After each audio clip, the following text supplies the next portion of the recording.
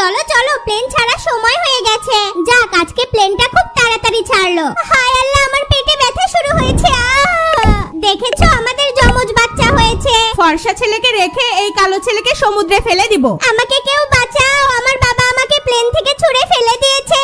কি ব্যাপার, এই ময়লার ডাস্টবিনে বাচ্চার কান্নার আওয়াজ কোথা থেকে আসছে? ওরে সোনা বাবু রে, কান্না করো না, এখন থেকে তুমি আমার বাড়িতে থাকবে। তোমার গা থেকে ময়লার গন্ধ বের হচ্ছে, ভালো করে সাবান দিয়ে গোসল করিয়ে দেই। ফিডারটা খেয়ে নাও সোনা, তোমার জন্য দেশি গরুর দুধ কিনেছি। কানের কাছে ঘ্যান ঘ্যান করবে না, বাড়িতে চলো। আমার ছেলেটা দেখতে আমার মতোই ফর্সা হয়েছে, ফিডারটা খেয়ে নাও। আমার আরেকটা ছেলের কথা মনে পড়লে আমার খুব কষ্ট হয়।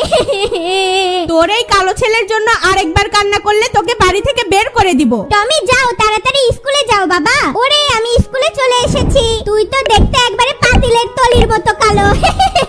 মা, আমি কালো বলে আমাকে নিয়ে বন্ধুরা হাসাহাসি করে। মন খারাপ করলে চলবে না, তোমাকে ভালো করে পড়াশোনা করতে হবে। হায় হায় রে, আমার ছেলেটা গোসল করতে করতেও পড়াশোনা করে। কালকে আমার পরীক্ষা মা, আজকে সারা রাত জেগে পড়াশোনা করব। পরীক্ষা আমার সেই ফাটাফাটি হচ্ছে, আমি তো একবারে বাজি মাত করে দিব। ওরে, আমি পরীক্ষাতে ফার্স্ট হয়েছি, কি মজা কি মজা।